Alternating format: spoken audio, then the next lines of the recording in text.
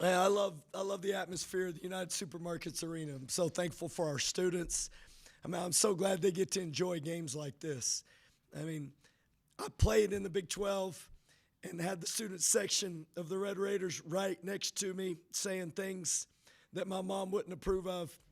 And it was like awesome, you know? And so to be a part of this atmosphere and to have this home court advantage is remarkable. We don't win that game if it's not for the people in the building, and I mean it. I love our team. I love our fight. I love our consistent grit. We didn't shoot it great, but I thought a couple things really stood out to me. One, Pop Isaacs was 6 defensive rebounds. And I just told him after the Iowa State game, like, game's not always going to be perfect. And you can't let your offense dictate your scrap. And, man, he's just competed, got to the free throw line 12 times. I mean, made all of them, but the first one just, man, what a gritty game by he and Joe. I thought Joe's ability to handle the pressure and make great decisions is 7 assists and 1 turnover. And then we had 10 steals. I don't know what our numbers have been in steals, but this has to be one of our highest numbers in a Big 12 game. So just thought our scrap was there. We weren't great tonight in a lot of ways, but we found a way to win. You started the year thinking you were going to redshirt Chiron. Devin goes down. You kind of have to change course there. Tonight, he's your closing big man out there. What have you seen from him, especially in the last couple of games with Warren out, where he's had to be the guy out there for you guys? Yeah, I mean, and Rob was great early at times, and then he kind of got banged up, so he was having a hard time going. Kai definitely stepped up. His 6 defensive rebounds were big. You know, if you asked me one thing I thought was huge, it was just he's learning. So sometimes in those ball screen coverages, you know, you gotta shore those things up. But I think he's learning and he's out there, and I thought he responded well to some adverse situations. That's what I'm most proud of. And you guys' 4th sellout in Big 12 play, that has happened before, but it hasn't had 5 since at least 2010, 2011. What would it mean for you to be able to have a 5th sellout in Big 12 play? Yeah, no, I mean, honestly, I don't know anything about any of that. I just try to coach our team and love each other, and I'm so thankful for the people that love watching us play. I really do. And they impact our team winning, and I love our students, and I love being at this university. I love being on this campus. I love people hollering at us. It's awesome. This place is different. And there's a real joy that goes with being a part of a Red Raider game, and tonight it was on full display. Did you guys have to shift anything offensively of how you guys were acting in the last 7 minutes to be able to kind of make that comeback? It looked like a lot of more off-ball movement and cuts to the basket there. Yeah, I mean, what I thought got better was we'd stalled out a few times in the action in the middle of the floor, and I felt like if we could keep the ball in the middle of the floor, it would give us more lanes to cut, and they started switching. So then we stood there for a few times that they switched, and then we started getting the pressure on the rim with the forward, and instead of just settling for threes, I thought we drove in there and gave ourselves rooms to get basket cuts. Pop's basket cut for the and one was probably the most pivotal, and he tried to fill up the floor and to catch it.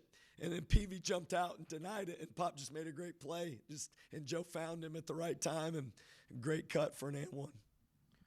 Coach, you made more free throws in the second half tonight than you attempted in the entire game the first time y'all played TCU, I guess.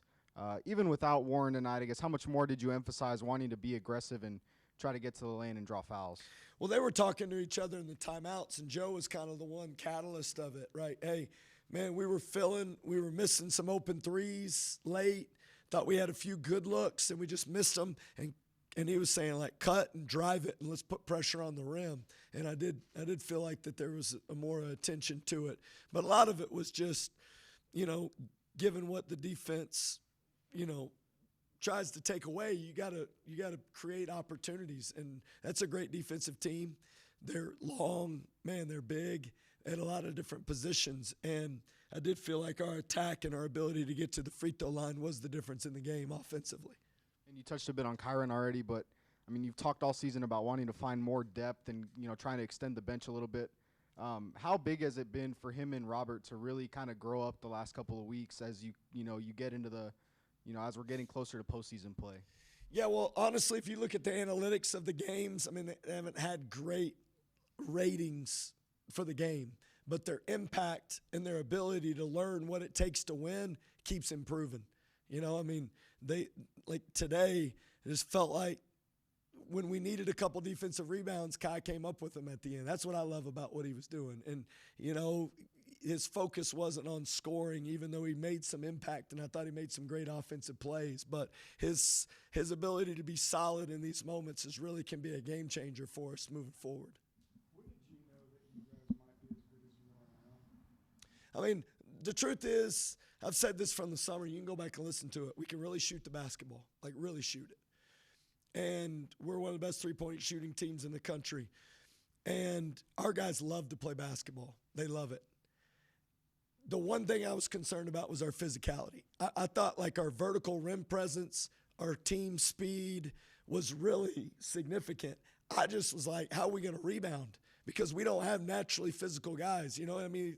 Sometimes you get guys that can really shoot, but they don't want to go close to the basket. It was kind of felt like where we were. And I thought we'd be really good offensively. I was just like, crap, can we get a stop? And we're going to be able to rebound.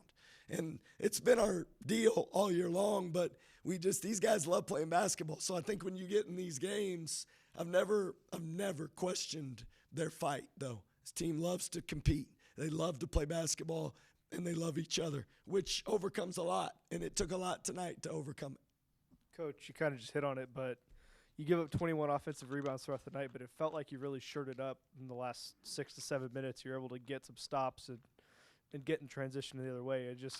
I guess what kind of flipped the switch, and was it just the team's ability to get into this a rock fight like this and come out victorious? Yeah, I mean, you're kind of saying what I thought. I never thought we shored up the defensive rebounding, honestly. I just felt like what we did was we kind of like when the ball got knocked down, we were scrappy, you know, and we were knocking the ball loose. And that's where I'm telling you the 10 steals may be the biggest number because we had 13 points off their turnovers, which they only had 7. And that's kind of what they do to people. They turn you over and they get out in transition. Now, they hurt us in transition, but I really felt like our ability to kind of just stay in the fight because we're not big enough just to like create the rebounding area and grab it and make it easy. It's just not that way for us. I mean, we're always going to have to we got to do a better job. I got to do a better job coaching.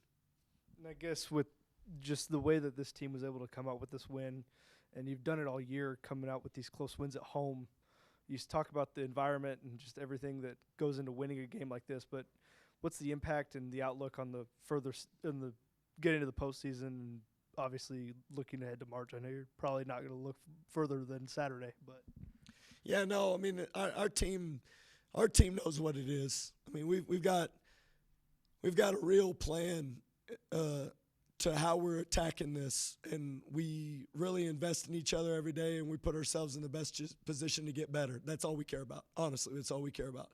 And I felt like we got better in a lot of ways tonight. Coach, you kind of touched on it. You gave up 21 offensive rebounds, but only 16 second chance points. How overall, aside from the rebounding, do you guys think you played on defense? There were moments where we were really good in making it hard on them, and give them credit because I thought they made some pretty tough shots. I mean, like some we were trying to clog the paint just to make it more difficult, and Jameer Nelson goes 3 for 6 from 3. Avery Anderson goes 2 for 4. But if you look at their guys that are known as great three-point shooters, Micah's made 4 of them last time. He made 1. Emmanuel Miller shot a good percentage. He was 0 for. Tennyson was 0 for 4. And Chuck O'Bannon's 0 for 2. So you feel like the guys that you needed to miss or missed. And as a team, those are the things from a scouting standpoint that you go like, I like what we did tonight.